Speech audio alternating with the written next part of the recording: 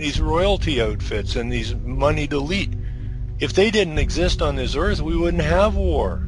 The depressions are caused by these same people and everybody suffers. These people are crazy enough to say, okay, we want this, so therefore we're willing to sacrifice up to 1 million human lives to get what we want. Can you imagine what they're going to do if you give them what they want? A dictatorship would be a heck of a lot easier. There's no room on this planet for that kind of people. You never want a serious crisis to go to waste.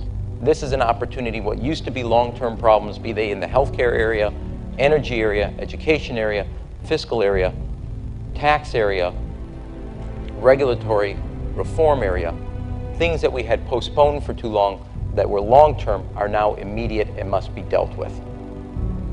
And this crisis provides the opportunity for us, as I would say, the opportunity to do things that you could not do before.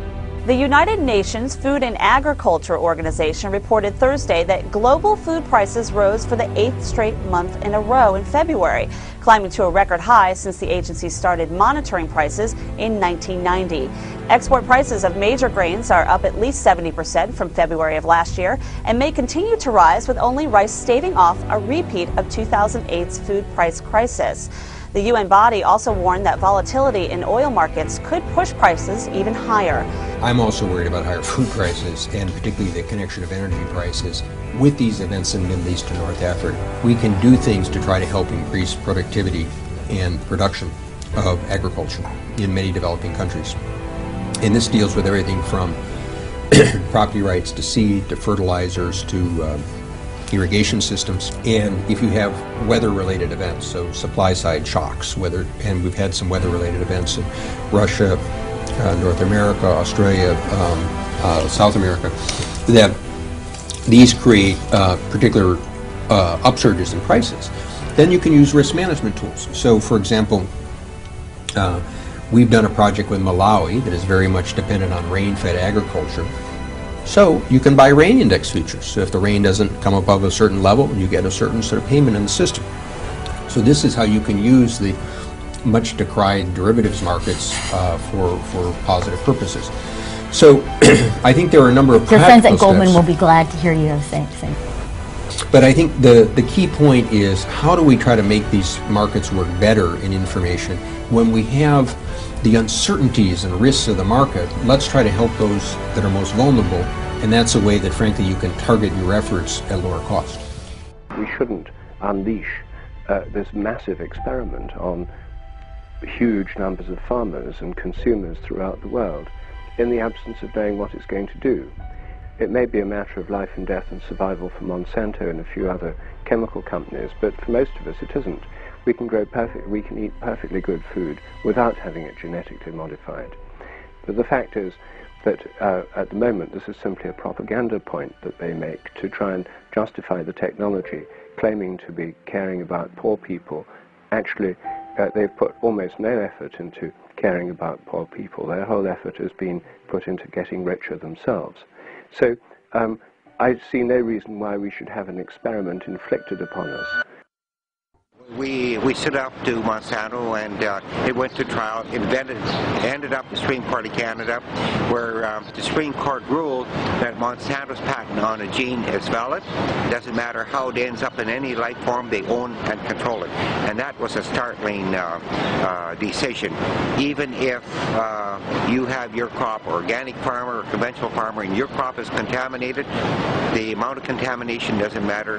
They own your seeds and plants, and if you use them, you're liable to a lawsuit under patent law. That shows how Monsanto can get control over the seed supply and food supply through cross-pollination, direct seed movement, blowing into wind or whatever. It doesn't matter how it gets there, the court's ruled.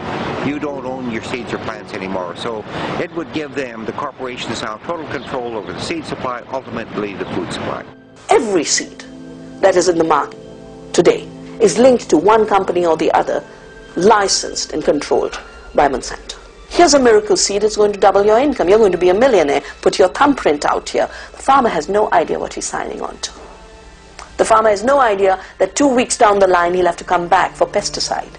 That when the leaves will start shriveling up, the agent will say, no, you also needed irrigation. We didn't tell that to you in the beginning, so take a tube well loan, and here's another loan. We're on the front line of markets and finance. There's a global war going on, financial terrorists versus the rest of us, and the front line on this markets and finance extends past just banks.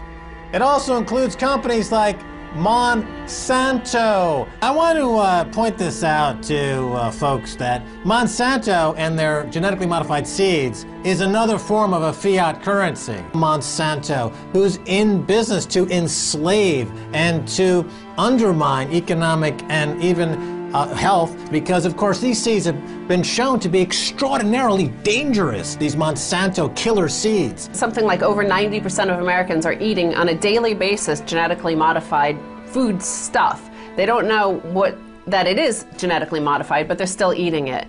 And the studies are showing, at least on these other mammals, that it's causing health problems. It caused immune system responses and signs of toxicity, and studies showed organ lesions, altered liver and pancreas cells, changed enzyme levels, etc. But economically, it makes no sense. You have a killer Terminator seeds that don't reproduce on their own. You have to buy them from Monsanto every single year. You're committing economic suicide. Yeah, but it's a continuation. It doesn't matter if it's Hillary Clinton, Barack Obama, George H.W. Bush, George W. Bush, Bill Clinton, whoever it is. If it were Al Gore, if it were I don't know, Sarah Palin, they still would have been doing this because it is Monsanto. Yeah, it's right. not Hillary Clinton, it's Monsanto. Well, Hillary Clinton, of course, says, the reason I bring her up is I remember famously she was like, oh, we don't want Blackwater, the mercenaries on the American payroll. Yes, all Monsanto. They're on the payroll of Monsanto. They can call up Z or Blackwater, whoever the mercenary du jour is, and say, hey, killers over there, are you working for us extra legally, outside of all the rule of law? Go assassinate these people who aren't being force-fed Monsanto seeds like ducks on a foie gras farm. Just kill them. Just kill them. We don't care. We have no rule of law. I mean, America's become an assassination-crazed, big, porky, Monsanto-fed crackhead country of slopping pigs, nightmares. No. Okay. Wait, there's plenty of adjectives. Fill in your own adjective.